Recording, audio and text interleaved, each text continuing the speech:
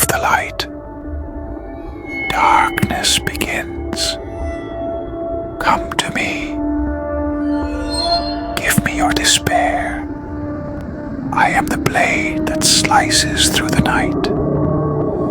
The final shadow when everything fades. There is no refuge, no escape, but me. Follow me. Take my hand. I will lead you to the gallows.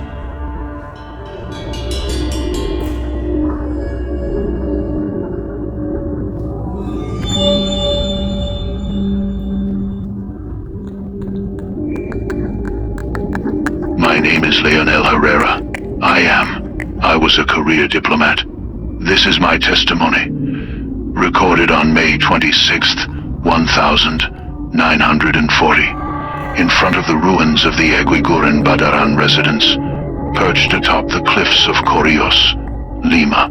If anyone ever finds this recording, I just want the truth to be known. I'm not insane. It happened a week ago, May 18th. The Eguiguren Badaran family had offered me their summer home, a gesture of thanks for my diplomatic work, a favor I had earned, with no small effort from that prestigious Lima family. Take a break, Leonel, they told me. Enjoy the house with Carolina and the kids. The residence was magnificent, built literally into the cliffside, with balconies stretching out over the Pacific like arms daring the ocean below. We moved in that very night. It had its own private dock, panoramic terraces overlooking the sea, and inside. God, it was a palace. Grand halls, a gleaming grand piano, marble statues, portraits that watched you from gilded frames. It was a marvel. Carolina was glowing, the kids Roberto and Elena, 10 and 9, and laughing through the corridors. I can still hear the echo of their joy bouncing off the stone walls. The first 2 days were perfect. We had breakfast on the main terrace, lunch, watching seagulls soar over the waves. Roberto found a pair of binoculars and spent hours tracking ships on the horizon. Elena collected seashells with her mother down by the private dock. But on the third day, May 21, everything changed. We were having lunch on the terrace when we felt the first tremor. Not strong, but steady. Then came the landslide. A low rumble, rocks crashing onto rocks. The earth tumbling into the sea. Dad, what was that? Elena asked, clinging to my arm. Nothing serious, sweetheart. Just a small landslide. But something inside me stirred. A gut feeling. I had to inspect the house, especially the far end salon, that strange room where the rear wall wasn't really a wall at all, but the exposed cliff face. A smooth, slightly sloped surface, polished by centuries of sea wind. That's when I saw it. A crack. It hadn't been there before, thin as a sinister grin, running down the cliff face from top to bottom. That night, after Carolina and the kids went to bed, I returned to that room. I don't know why. Something was calling me. I poured myself a whiskey and sat facing the crack, watching it by candlelight. Silence. Absolute silence. Just the distant murmur of the ocean. I was on my third glass when I heard them. Knocks. From inside the rock. I stood up, heart pounding. More knocks. Louder now. More urgent. All coming from within the stone. I don't know what possessed me, maybe curiosity, maybe the whiskey, but I approached. Do not fight the desire. Don't try to resist. It is I who calls you. Your darkest temptation. Give me the gift of your flesh, and I shall give you the price of death. Nerves frayed, and reached into the crack. My fingers touched something cold. Metal. Ceramic. Carefully, I pulled the objects out, one by one. Keros. Medallions. Incan artifacts that shimmered in the candlelight like they were alive. The Kiros were etched with strange reliefs figures that looked like stars, moons, suns. But the carvings disturbed me. Some looked like men shaped like ants. Others resembled horned centaurs. The next morning, Roberto and Elena came down to breakfast, with dark circles under their eyes. "Dad," Roberto whispered, "we had nightmares." "What kind of nightmares?" Elena leaned in, still trembling. "We heard voices, Dad. Lots of voices. Singing, laughing, banging on tables. Like there was a party in the big salon." Carolina stroked their hair gently. "They were just dreams, my loves. Old houses make strange noises." That afternoon, I told Carolina about the treasure I had found. Her eyes lit up when she saw the medallions. "Leonel, they're beautiful," she said, hanging one around her neck. She poured wine into one of the keros. "Let's toast to our discovery." She drank while I sat still, haunted by the children's dream. The next morning, the phone rang endlessly. I went down to answer it. I recognized the voice on the other end. "Mr. Eguigurente, owner of the estate?" "Leonel," he said, smiling in a way I could hear through the phone. "I hope you're enjoying your stay with your family. Enjoy it, because tonight will be your last." I woke up drenched in sweat, my heart pounding like it was about to explode out of my chest. I had fallen asleep, and dawn was just breaking. After a day of restless sleep, just as midnight came, and I was finally drifting off, Carolina woke me. She was sitting on the edge of the bed, frozen like a statue. "Leonel," she whispered, "do you hear them?" And then I did.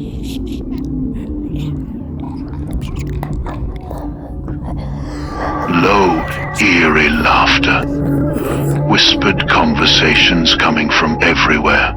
We stepped out of the room. The hallways were empty, silent. But the moment we returned to the bedroom, the voices came back. Suddenly, the power went out. In complete darkness, we lit candles in the room and in the main hall. The voices had stopped, but something worse had taken their place.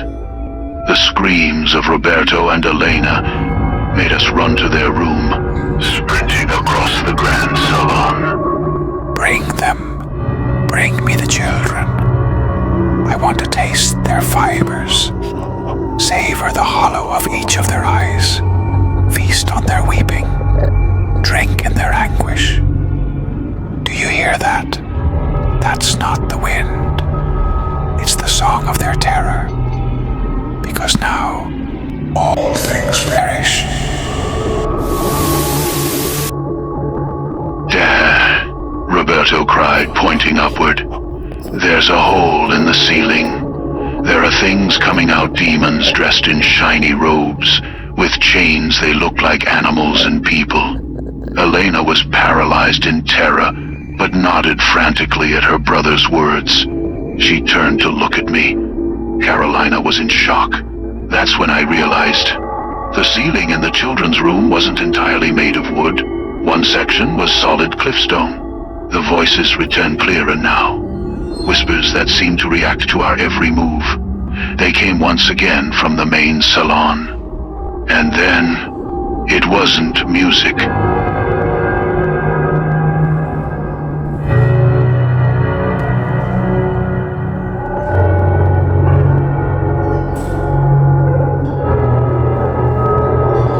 Piano keys slammed without rhythm or melody, as if invisible hands were pounding the instrument in rage.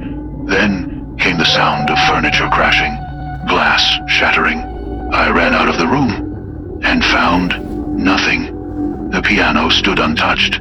The furniture was in place, but the medallion around Carolina's neck was glowing. A deep reddish glow I hadn't seen before. "The Kiros," I whispered. "Carolina, take off the medallion." But it was too late. My wife, who just moments ago had been drinking wine from one of the keros, began to choke. She coughed up what looked like clotted blood. Dark clumps soaked into her white dress. I screamed. She looked at me, panicked. The children began to cry. Their cursed treasures. I gathered all the Incan artifacts into a box. I ran back to the children's room. I told them we would return the pieces at dawn, but the night had other plans. We took refuge in the kids' room. All four of us huddled together on the bed, the candlelight casting enormous shadows on the walls. We held on to each other, but nothing prepared us for what came next. As things began to settle, we all noticed something shifting in the stone ceiling. What looked like an illusion suddenly became real. The cliffside rock above us began to change, form liquefying into a swirling, black vortex, spinning slowly above our heads. And from that vortex, he emerged. A demon centaur-shaped rose, standing on 4 legs and 2 arms, upside down, perched on the ceiling. It was horrifying. Chains gleamed silver across its chest, a long beard, horns that seemed to grow as we stared. He twisted his neck and stared at us, feeding on our terror.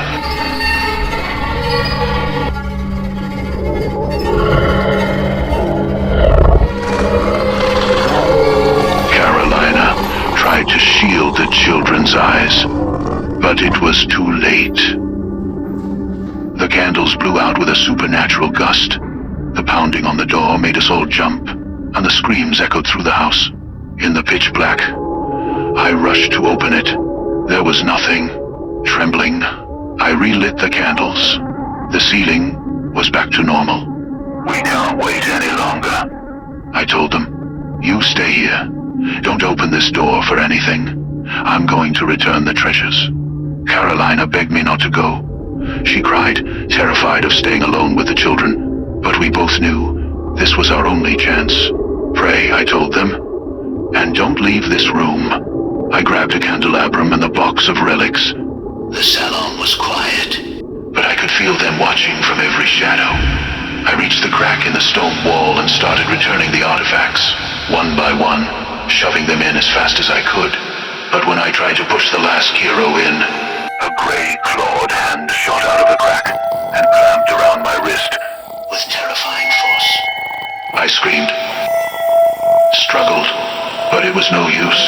More hands emerged from what was now a swirling black portal devouring the rock and me.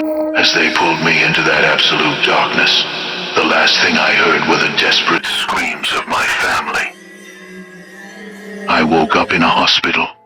Doctors told me there had been one of the most devastating earthquakes in Lima's history.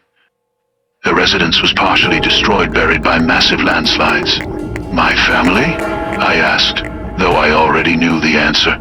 I'm sorry, Mr. Herrera. Their bodies were never found. I'm not crazy. I know what I saw. And if they're dead, it wasn't because of an earthquake. They were taken to the same place they tried to drag me. It's been 2 days since I left the hospital. Now I'm here, nearly midnight, standing before the ruins of the house. It looks like a shattered castle.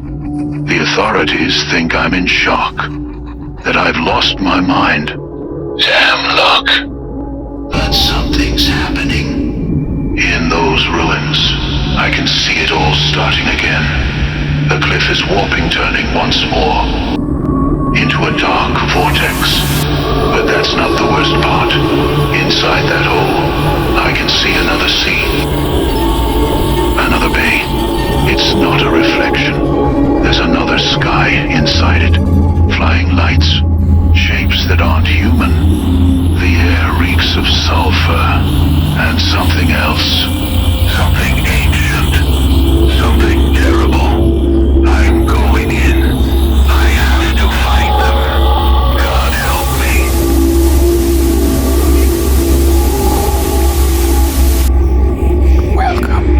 Welcome to the jaws of oblivion. This is no longer your world, and from here, there is no return.